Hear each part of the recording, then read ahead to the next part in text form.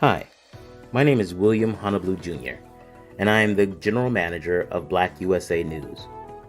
BlackUSA.news is committed to making sure that our community gets information about candidates directly from the candidates. As part of our continuing coverage of Maryland's 2022 election season, we will be replaying shows featuring candidates for office. To find out which shows will be airing when, please don't hesitate to visit www.blackusa.news. Please also make sure that you like and subscribe to make sure that you get updates from Black USA News. Thank you.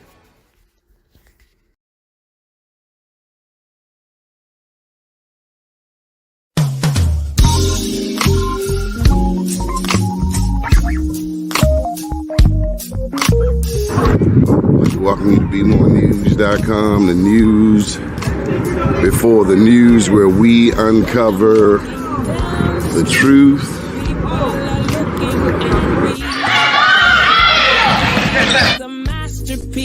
And absent, we need God. Only God can bring us out of this mess. I may not look like you and you me, but that's the way it's supposed to be. Dare to be you, dare to be me, and dare to be different and unique. I'm gonna be the best me I can be by letting its glory shine through. Dare to be you, dare to be me, and dare to be. Hey, Rikki Vaughn. Good morning. Good morning. I appreciate it. How you all doing this morning? Now, Rikki, I need you to adjust that camera a little bit. We're bombarded with that sunlight over your left shoulder. My apologies. I'm at one of our locations, so I'm gonna try to walk. And Rikki is early, right there. Hold it right there. Good. That's perfect, Okay. Right there. Can I get a? No, then you move. You can't. No, I'm getting a chair. Yeah. Okay. So what are you running for, Rikki? I'm fortunate enough to be running for delegate in the 43rd district. As you know, the 43rd district was divided into 43A and 43B. We lost one of the city seats to Baltimore County, which is the Towson market. So fortunate enough to be running in a district that I love, that I believe have been a good part of the community for quite some time.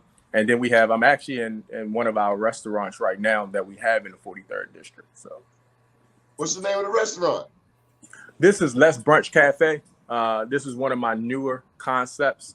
I'm not sure if you're familiar. Well, Mr. Glove, I know you're familiar with everything in Baltimore. The old Diz. A whole lot has happened. Hey, man, Baltimore. This ain't the Baltimore I grew up in.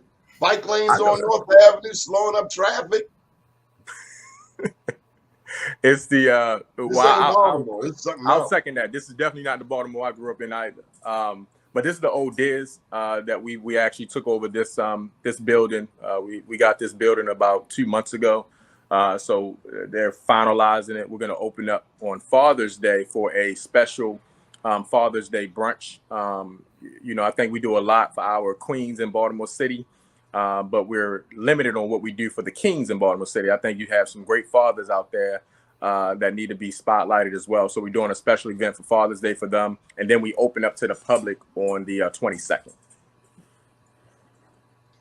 John, you want to jump in? So that's the Diz right near Hopkins. Yes, sir. Diz, Right up from our house. We actually have the Diz here. I'm right. excited about the 43rd. We have the Diz, of course. I tell folks it's Let's Brunch, and they're like, oh, yeah, the old Diz. So they only say Let's Brunch. But, I'm a businessman. Hey, just come support it. You can call it the Diz if you want all day long. Right. We actually have a couple of the menu items off of the Diz that we're actually going to be keeping here to kind of keep that history, that tradition here. And then next door, we own the building next door as well.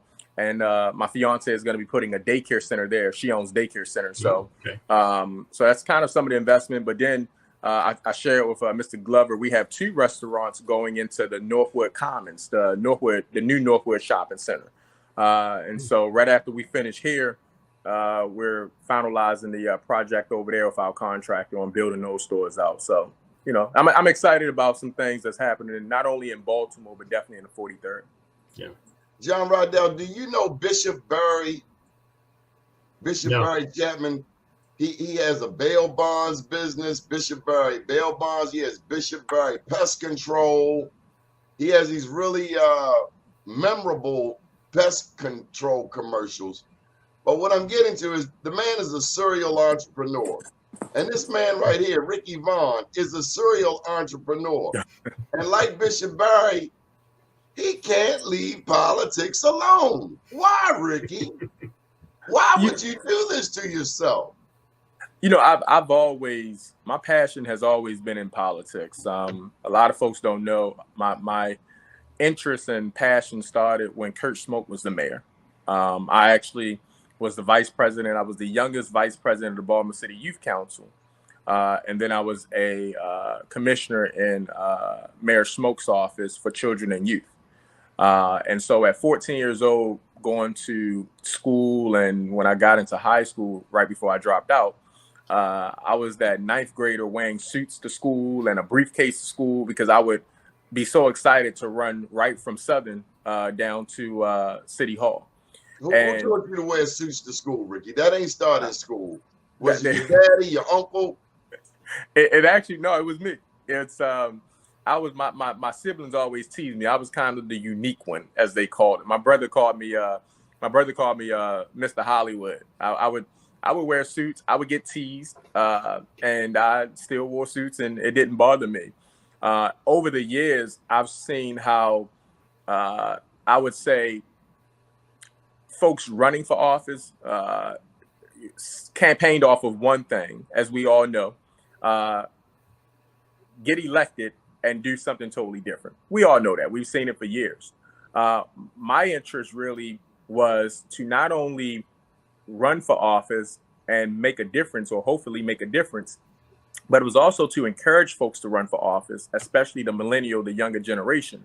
But it was also to educate folks off of the different offices out there. I think our elected officials have an obligation not only to represent us, but to continue to educate us. And when you have Rikki, now you're being idealistic. Come on, Rikki. Well, hold on, Brother Glover. You know how I'm not going to tell you where the keys to your emancipation are if I'm making money off of your ignorance. But you're right. But you do have a few, I think, a very selective few out there that want to do right and want to do good by folks. But when you got folks, even when I was running for mayor, you got folks on a stage, on a platform, telling folks that they're going to give teachers raises. Now, this is the mayor. You're running for mayor of Baltimore City, and you're telling folks you're going to give teacher raises. It sounds good, but that's not the powers of a mayor. So you got folks running for office that don't even educate themselves on the powers and the rules of the office. And you have folks, and this is why you got so many folks that are disconnected when it comes to politics, because they hear that sound bite, oh, that's the guy, they're going to give teachers raises. But then when you are elected as the mayor and you realize that's not even in your jurisdiction or in your realm of powers, you got to go through the state delegates and the state senate. Now you got a person out there that was a first-time voter that was like, oh, man, they lied to me. So now all politicians lie and they don't want to do right by us. So let me get to John on that. John, he brings up an important point in that I often tell candidates, keep your campaign on a third grade level. Mm-hmm. You agree? Disagree? Well, it's sad, but I guess, you have to stick to a message that people will remember. And what troubles me is actually, Rikki, I had a couple of questions for you. First of all, congratulations on the restaurant, and it's good. It's a good location, and I've been there before many times, and it's good that people remember the Diz, because then they'll remember where you are. They won't have to look up the address or whatever. So best of luck with that. Thank you. But what troubles me sometimes with political candidates is that you're right, they're promising something that they can't do within their jurisdiction, whether it's city council or state legislature. And I'll bring up, I don't know if you saw those campaign ads for Rashawn Baker. And he's walking around the city of Baltimore, and he's talking about, he's going to end the onslaught of murders among young black men in Baltimore. Essentially, he's going to show the mayor and the police commissioner how it's going to be done, and he's even going to move his office here. Was that wise? Well, hey, Rikki, I'm going to come over to your house tonight and show you how to sweep your bedroom and make your bed, and I'm going to sleep in your bed. How's that going to work? Somebody going to the graveyard, somebody going to the bookings. What struck me about that commercial is I'm looking at it, and he says, and we're going to reduce the number of vacant houses in Baltimore City. And because all these young guys got murdered and they're African-American, nobody gives a damn. I mean, is he running for mayor of Baltimore? No, he's not running for mayor. He's running for governor. So, I mean, I get it. And he's got limited money. He doesn't have money to make a bunch of commercials. Yeah. You got Eminem, the great rapper, said, you got one shot. Mm-hmm. That's your one shot. He's over. Well, I think, Ms. Glover, if you remember, and Mr. John, I'm not sure if it came across you. I was asked a question on the mayoral when I was running for mayor prior. Actually, I was asked the same question as a candidate for delegate, and they asked me, how do I think we can fix not only the district but Baltimore City? And I extended that to not only Baltimore City but the state of Maryland, but in political arena. Period. Get rid of all of them. I was very candid when I said that message. It was no disrespect to anyone. In Baltimore, unfortunately, you have candidates that are not educated on the office that they're seeking. And to your point, Mr. John, you have candidates that are educated, because I believe Mr. Baker is an well-educated man. He's been in this. He's not new to this, right? He's not new to this. He's true to this. Mm-hmm. But he knows that sound bite would resonate with the black mother that just lost her son on Landval. Mm-hmm. And again, that's and I say this very. Mr. Glover, I'm a very I say what's on my mind, and shame on him for putting that false information out there and that false illusion that this is how you fix it. We have a obligation. I said candidates and elected officials have an obligation, but we as citizens have an obligation not to elect them into office and not to re-elect those that are not serving us. Mm-hmm. And so, what we need to do, I know in the 43rd, we've had 3 delegates, Maggie, Kurt, and Regina's the only incumbent that's running for re-election. But with 2 seats, you have so many broken promises here in the 43rd, that's ridiculous, to where they're doing the same thing. And I won't call any of them by names because we have our first debate coming up. But you got elected and candidates doing the same thing that Rashawn Baker just did, out there saying, well, this is what we can do. And one of my issues with that is not only are you just out there doing sound bites, but where's your game plan? Where's the plan at? So you're saying you're going to reduce the number of abandoned houses. Sounds great, because we all live in Baltimore and we ride by 5 blocks of nothing but abandoned houses. When you get to that one block with the one house in the middle that Miss Jones have lived there for 35 years, but then you got rats and roaches and everything else in the abandoned houses next to it, and drugs being sold and crimes being made in those houses. So, but my conversation with the candidates is, where's your plan at? Right? A lot of folks just go on a ballot just to say, hey, part of my legacy is I ran for office. But where's your plan? So you're going to reduce crime. Where's the plan at? And then when you do have certain folks that bring plans to the table, they BS plans. It's kind of like they copied and paste something off of the internet and said, well, this is my plan. And we don't, and I say this respectfully, we don't vet that. We don't ask those tough questions. And some of it is because candidates run and elected officials run from it. They want to stage it to where ask the question in advance and we'll choose and select what we want to answer. And then the other ones just don't show up. So we have to continue to vet folks that's running for office. And I tell folks this all the time, whether you vote for Rikki Vaughn or you vote for someone else who has a better plan, a better platform than me, then that's fine. We don't just need to vote them in office. We need to hold them accountable while they're in office. And that means showing up not just on election day at a polling site, but that means showing up in Annapolis and City Hall at the Board of Estimates when they're talking about spending our money and passing laws that's going to affect us and our children.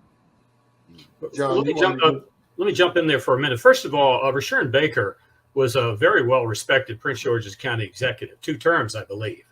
Yeah. And he came in after a lot of corruption with his predecessor and whatnot. So he's Jack Johnson, and his wife put that $80,000 in her drawers. Yeah. So Rashawn Baker was certainly well respected. He ran for governor previously. What was it, in 2014 or something? I kind of lose track, but so anyhow, he's run before. So, if he were elected governor, what needs to be done is, whether you're from Fox 45 or Jane Miller, Channel 11, or, whoever, or the Baltimore Banner, hey, remember that TV ad, and then go up to him and say, okay, Governor Baker, this is what you said in your campaign ad. You're walking around the streets of Baltimore. Yeah, where is your plan? So you promised to do something. What's included in your budget to deal with vacants or young men that in need of guidance, more programs, things like that. So John, Baker has no money. Mm-hmm. You need money to run. At this point, it looks like it's a one-on-one with Francho and Westmore. Mm-hmm. Am I missing something? I mean, you do need money. 50 days left. If you're tanked and you can't advertise, you're done. You're dead in the water. And one thing I commend about you, Mr. Rikki Vaughn, is you are first and foremost a businessman. Yes. And I've said that before. And I think that's what, the way I look at politics is the same way I look at business. You want a team that's around you. Like, I don't know if you heard Mr. Glover or even Mr. John, even when my previous campaign, I got heat, and I actually get heat right now. Let me talk about for delegate. I get heat because part of my team is not just all Democrats. I have Republicans on my team. I have independents on my team. And part of that, a lot of folks say, well, you're not a true Democrat. I believe. What the hell is that? What the hell is that? Because I've lived in this city all my life, a 9-1 Democratic city. And John, why I love John, when he was a reporter, he came to Sandtown, one of the only ones to come to this community, an otherwise forsaken community.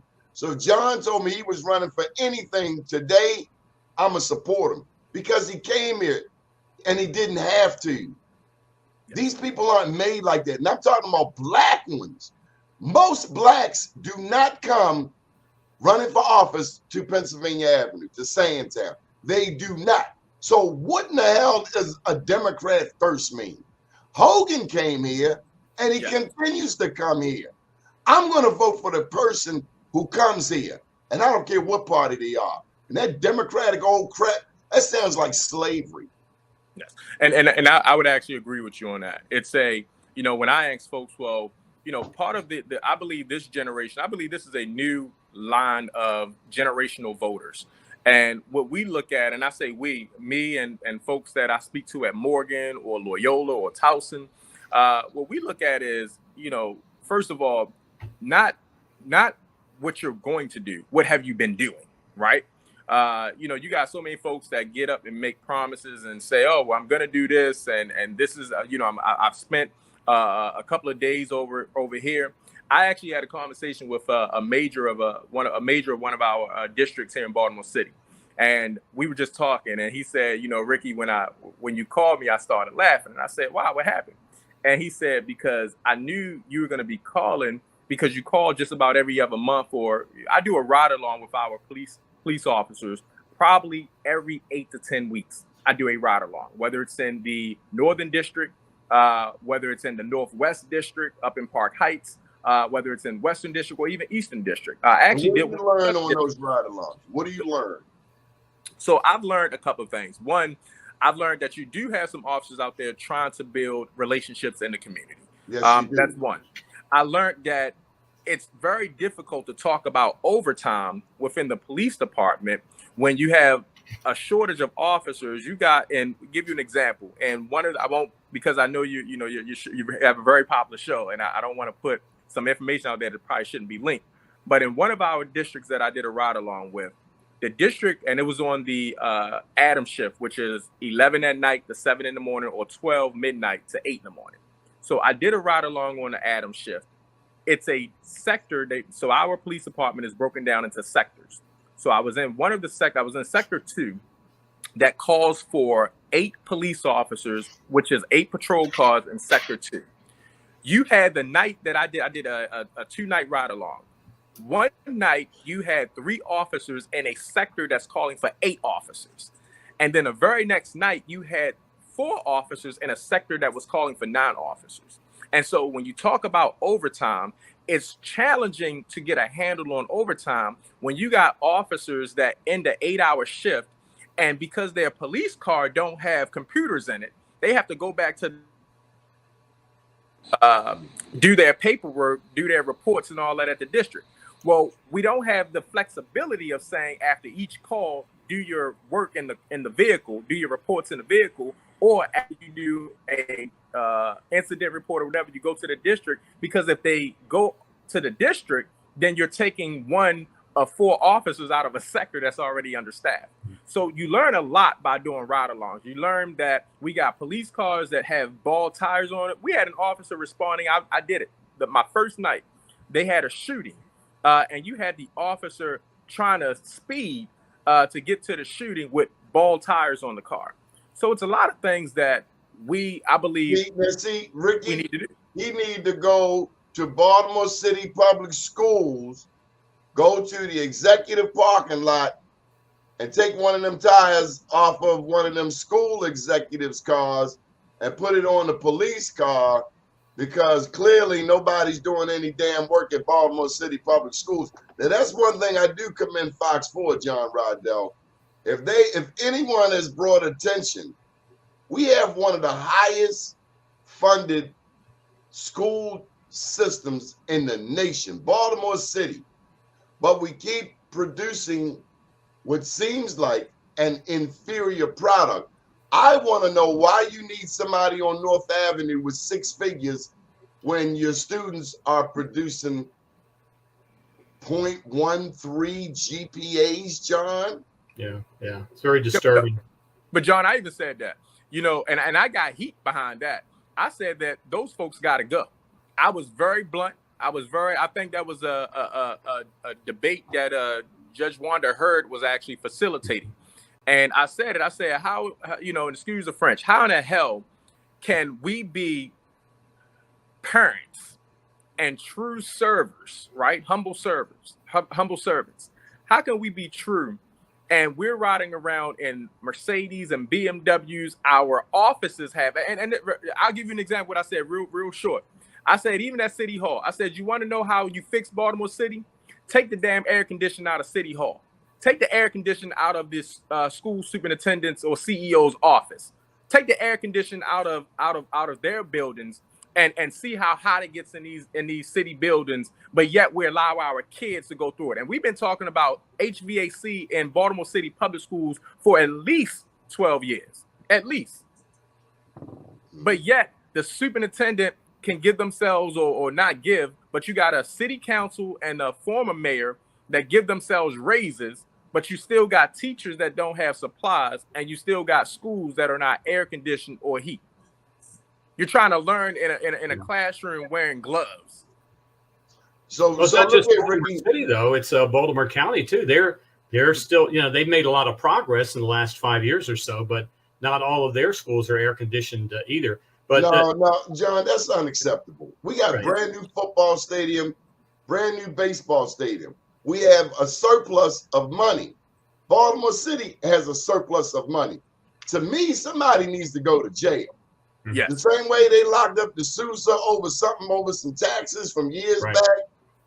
They need to go into Baltimore City Public School. I need somebody coming out of there in handcuffs.